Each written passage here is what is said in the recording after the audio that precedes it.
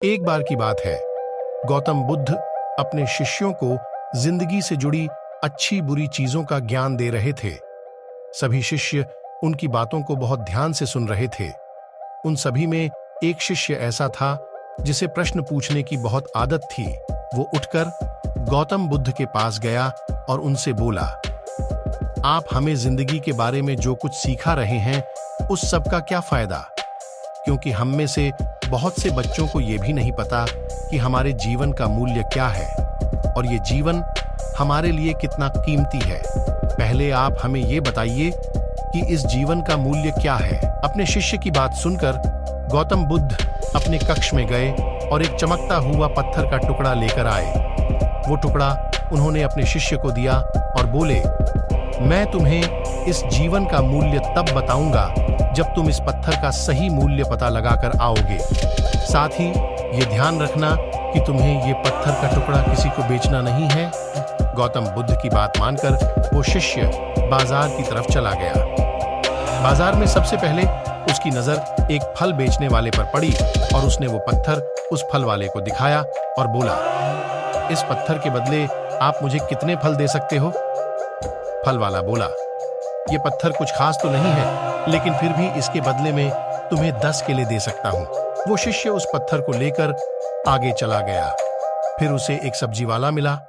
शिष्य ने उस सब्जी वाले से उस पत्थर की कीमत पूछी। सब्जी वाले ने उस पत्थर को ध्यान से देखा और बोला, इस पत्थर की कीमत के बदले में तुम्हें ज्यादा से ज्यादा एक बोरी भरकर सब्जियां दे सकता हूं। इसके बाद वो शिष्य उस पत्थर को लेकर एक सोने के व्यापारी के पास गया। उस पत्थर की टुकड़े की चमक देखते ही उस सुनार ने उसकी कीमत 100 सोने के सिक्के लगाई। शिष्य ने वो टुकड़ा बेचने से मना किया तो वो सुनार उसके बदले 200 सोने के सिक्के देने को भी राजी हो गया, लेकिन शिष्य ने वो पत्थर नहीं बेचा।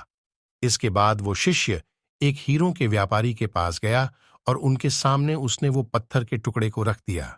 उस पत्थर को देखते ही हीरों के व्यापारी ने एक साफ कपड़ा बिछाया, उस पत्थर को उसके ऊपर रखा, फिर उसकी परिक्रमा की और हाथ जोड़कर उस पत्थर को कपड़े में लपेटते हुए वो बोला, तुम जिसे मामूली पत्थर समझकर उसकी कीमत पूछ रहे हो, असल में ये एक बेशकीमती रूबी है। ऐसा रूबी हर किसी को नहीं मिलता। मैं अगर अपना सब कुछ बेच भी दूं तो भी इसकी कीमत नहीं चा। उस व्यापारी की बातें सुनकर वो शिष्य हैरान हो गया। वो दौड़ा दौड़ा सीधा बुद्ध के पास आया और उन्हें उसने जो कुछ भी बाजार में हुआ वो सब बताया। उसकी अचरज भरी बातें सुनकर गौतम बुद्ध बोले, तुम्हारे सवाल का जवाब इस रूबी की कीमत में ही छिपा है। हमारा जीवन भी एक रूबी है, रूबी की तरह ये भी बेशकीमती है, लेकिन हम इस बात को हमेशा नजरअंदाज करते, जीवन का मूल्य नहीं समझते। हम दूसरों को देखकर और उनके जैसा जीवन जीने की कोशिश में अपने जीवन की कीमत को कम कर देते हैं। हम ये सोचते हैं कि हमारी जिंदगी की कीमत वही है जो दूसरे हमें बताते हैं, लेकिन ये बात हमेशा ध्यान रखना कि सामने वाला अपनी हैसियत, बुद्धि और अपनी समझ के हिसाब से तुम्हारी कीमत लगाता है।